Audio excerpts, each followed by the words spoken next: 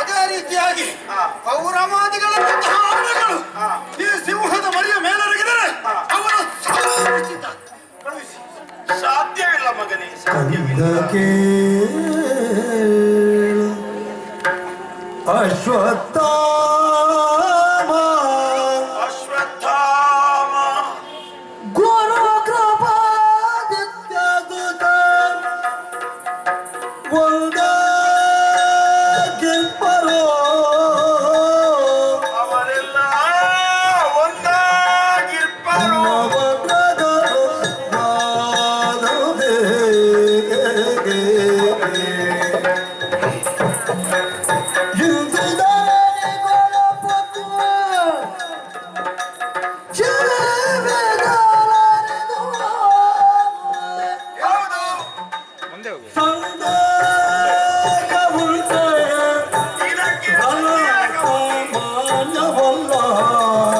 ಸುಲಭವಲ್ಲ.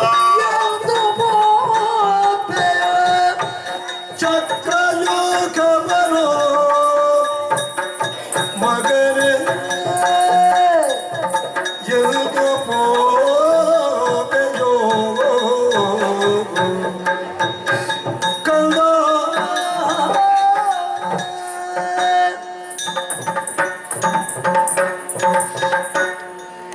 ಸಂಬಂಧದಲ್ಲಿ ನನಗೆ ದೊಡ್ಡಪ್ಪನಾದ ದುರ್ಯೋಧನ ಈ ಮನೆಯಲ್ಲೇ ಇದ್ದು ಉಂಡು ಬೆಳೆದಿರುವಂತಹ ಸಂದರ್ಭದಲ್ಲಿ ಈ ಮನೆಯ ವಿಷಯವನ್ನು ತಿಳಿಯುವ ಹಾಗೆ ಆ ಮನೆಯ ವಿಷಯವನ್ನು ನೀನು ತಿಳ್ಕೊಂಡಿದ್ದಿ ಅಂತ ನಾನು ತಿಳಿದುಕೊಂಡಿದ್ದೇನೆ. ಆದ್ರೆ ಇವತ್ತು ನೀನು ಯೋಚನೆ ಮಾಡು, ಎಣಿಕೆ 11 ಲಕ್ಷ ಸೇನೆಯನ್ನು ಕೂಡಿಸಿಕೊಂಡಿದ್ದಾನಲ್ಲವ, ಆ ಸೇನೆಯಲ್ಲಿ ಘಟಾನುಘಟಿಗಳೆಲ್ಲರೂ ಸೇರ್ಪಡೆಯಾಗಿದ್ದಾರೆ. ಯಾರೆಲ್ಲ ಇದ್ದಾರೆ?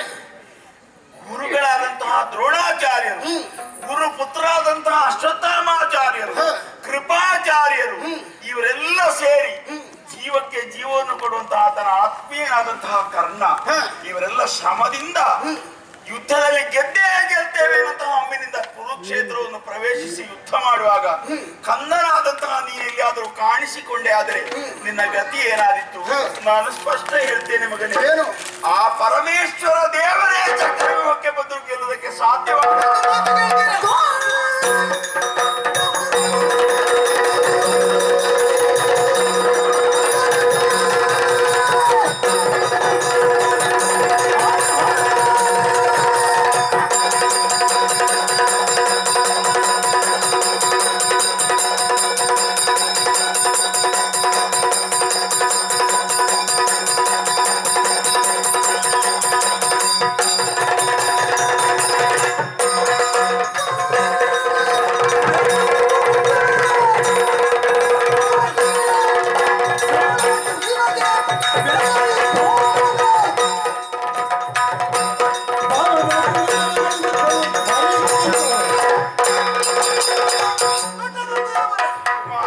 ಪ್ರಪಂಚದ ಎಲ್ಲರ ಮೈಯ ಬೆವರನ್ನು ಆರಿಸುವಂತಹ ಗಾಳಿ, ಬೆವರುವ ತಿರುಮಲಿದೆ.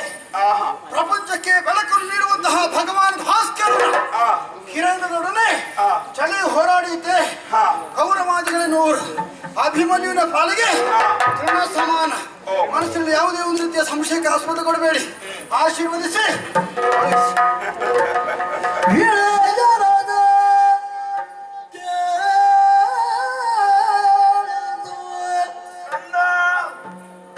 ಕುಬರ ಚಲದ ನುಡಿಗಿರ ಹಿಕ್ಕುದರೆ ಕುವರನ ಚಲದ ನುಡಿಗುರ ಹಿಕ್ಕುದರೆ ಬಿಂಬಲಗೆ ಸಗಿತ ಬಗೆದಂದಾಗ ವೀಣೆಯವ ಬೆಂಬಲಗೆ ಮೋಕರ ಸಹಿತ ಬಗೆ ಬಂದಾಗ ವೀಳೆಯವಾಗ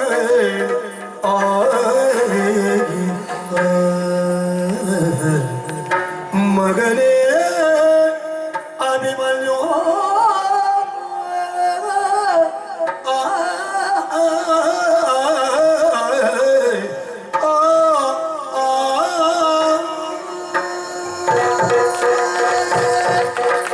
ಆ ವೀರೋಕ್ತಿಯನ್ನು ನಾನು ತಿಳಿದವನೇ. ಈ ಹೊತ್ತಿನಲ್ಲಿ ಇನ್ನೂ ಸಮಸ್ಯೆಯನ್ನೇ ಪ್ರಬಲವಾಗಿಸಿಕೊಂಡು ನಾನು ಸಮಸ್ಯೆಯ ಸುಳಿಯಲ್ಲಿ ಸಿಲುಕುವುದಲ್ಲ, ಧೈರ್ಯ ತಂದುಕೊಂಡಿದ್ದೇನೆ. ಇಂಥ ನುಡಿ ಕೇಳಿದಾಗ ಎಂತವನಿಗೂ ಧೈರ್ಯ ಬರಲೇಬೇಕಲ್ಲ. ಹಿಂದೆ ಮುಂದೆ ಯಾವುದನ್ನು ಯೋಚಿಸದೆ ಪರಿಣಾಮವನ್ನು ಪೂರ್ಣವಾಗಿ ದೇವರಿಗೆ ಕೊಟ್ಟು ಇದು ಹೊಂಬಟ್ಟದಲ್ಲಿ ರಣವೀಳ್ಯವನ್ನು ಕೊಟ್ಟು ಕಳಿಸ್ತೇನೆ. ಯಾಕಂದ್ರೆ ನಾವು ವಿನಾಕಾರಣವಾಗಿ ಯುದ್ಧ ಮಾಡುವುದಲ್ಲ, ನಾವು ಬದುಕುವುದಕ್ಕೆ ಬೇಕಾದಂತಹ ನೆಲವನ್ನು ಪಡಿಬೇಕು ಅಂತಾದ್ರೆ ಯುದ್ಧವನ್ನೇ ಮಾಡಬೇಕು ಎನ್ನುವ ಮಾತನ್ನು ನಡೆಸಿಕೊಡುವುದಕ್ಕಾಗಿ ಕ್ಷತ್ರಿಯ ಬದ್ಧತೆಯನ್ನು ಬೆಳೆಸುವುದಕ್ಕೆ ಹೋಗು. ರಣಕ್ಷೇತ್ರದಲ್ಲಿ ಕೃಷ್ಣಾನುಗ್ರಹದಿಂದ ಎಲ್ಲವೂ ಸಾಧಿಸುವಂತಹ ಶಕ್ತಿ ಕೂಡಿ ಬರಲಿ. ಶ್ರೇಯೋತ್ತಮ